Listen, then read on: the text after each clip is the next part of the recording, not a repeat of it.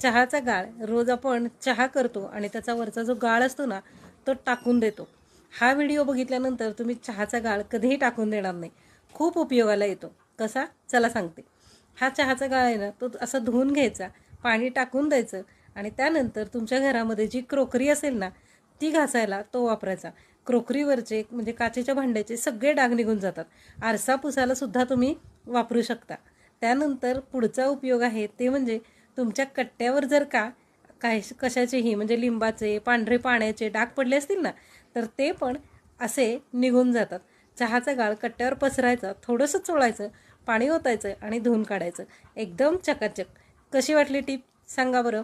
इथून पुढं चहाचा गाळ तुम्ही कधीही टाकून देणार नाही, तर तो असा उपयोगात आणाल. आणि त्याच्याही पुढचा एक चांगला उपयोग म्हणजे तो गाळ झाडांना घाला, खत म्हणून खूप छान उपयोग होतो.